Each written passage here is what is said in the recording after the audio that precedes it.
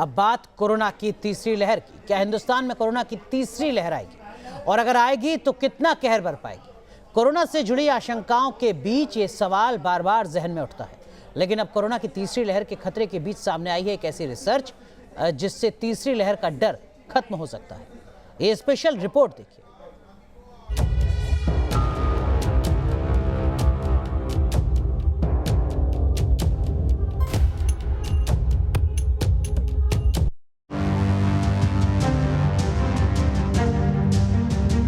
Corona की तीसरी लहर को लेकर आई अच्छी खबर।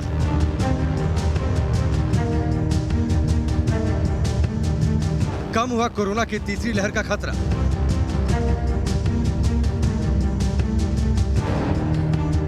दूसरी लहर से कमजोर रह सकती है तीसरी लहर। देश ने कुछ दिन पहले ही कोरोना की दूसरी लहर पर जीत हासिल की है और अभी लोग दूसरी लहर के झटके से उबरे भी नहीं थे कि जानलेवा वायरस की थर्ड वेव का खतरा मंडराने लगा है। इस खतरे की सबसे बड़ी वजह है कोरोना का नया वेरिएंट जिसका नाम है डेल्टा प्लस।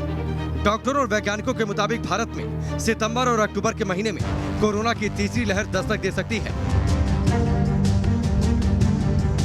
और ये करीब 98 दिनों तक रह सकती है। लेकिन आईआईटी कानपुर के वैज्ञानिक मनिंदर अग्रवाल की रिपोर्ट राहत देने वाली है। मनिंदर अग्रवाल के दावे के मुताबिक कोरोना की तीसरी लहर आएगी जरूर, लेकिन पहली दो लहरों की तरह घातक नहीं होगी।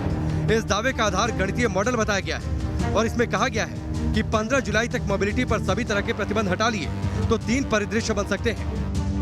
तीसरी लहर कब आएगी इसको कोई प्रेडिक्ट नहीं कर सकता। उसका कारण यह है कि तीसरी लहर निर्भर करती है इस पे कि कोई नया म्यूटेंट जो ज़्यादा तेज़ी से फैलने वाला हो वो आ जाए, या लोग जो सावधानी बरत रहे हैं अभी वो सब छोड़ दें, जैसे मार्च में हुआ था इस साल, उस प्रकार से फिर से अपना उनका बिहेवियर हो जाए।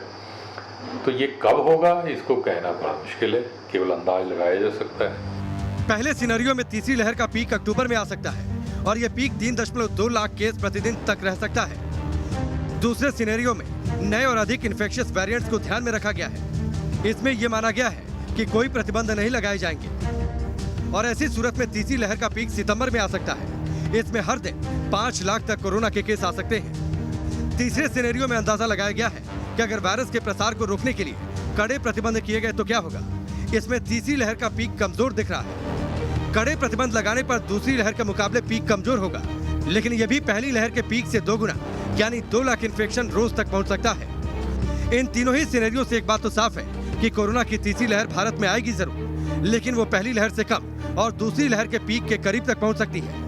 हालांकि तीसरी लहर कब आएगी ये अभी तक साफ नहीं। मान लेते हैं कि अगस्त तक लोग सावधानी बरतना छोड़ दें और ये भी एक अंदाज लगाया कि मान लें कि अगस्त तक नया म्यूटेंट भी आ जाए जो ज़्यादा तेज़ी से फैलने वाला हो, तब क्या होगा। 3 प्रकार के अनुमान हमने लगाए हैं।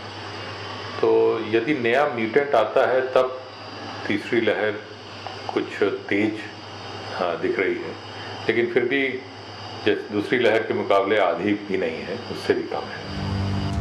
अभी तक कोरोना के तीसरी लहर को लेकर हर कोई अपने हिसाब से अंदाजा लगा रहा है, लेकिन आईआईटी के वैज्ञानिक मनिंदर अग्रवाल के दावे के मुताबिक दूसरी लहर के मुकाबले तीसरी लहर काबू में रहेगी और जिस तरह से दूसरी लहर के दौरान वैक्सीन, दवाएं, ऑक्सीजन, हॉस्पिटल बेड्स की कमी पड़ी थी, तीसरी लहर में ऐसी स्थिति शायद ना हो और तीसरी लहर में पीक पर भी केस एक दिन में 5 लाख से ज्यादा नहीं जाएगा। इस रिपोर्ट के आने के बाद से कई लोगों के जहन में ये सवाल उठ सकता है कि आखिर इस रिपोर्ट को किस आधार पर तैयार किया गया है और अभी ये अनुमान कैसे लगाया जा सकता है कि डेल्टा वेरिएंट के खतरे के बावजूद तीसरी लहर कमजोर रह सकती है। तो आईआईटी कानपुर के वैज्ञानिक मनिंदर अग्रवाल ने उसे भी साफ कर दिया कि आखिर उन्होंने इस रिपोर्ट को कैसे तैयार किया।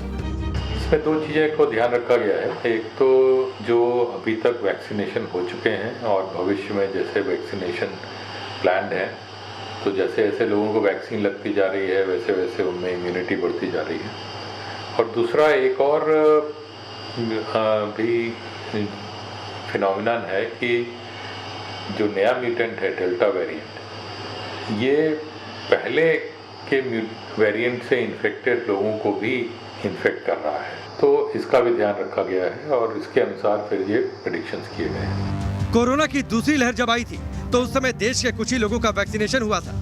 इस वजह से दूसरी लहर ने घातक रूप अख्तियार कर लिया, लेकिन तीसरी लहर के खतरे को देखते हुए भारत ने मेडिकल इंफ्रास्ट्रक्चर को काफी हद तक बढ़ा दिया है।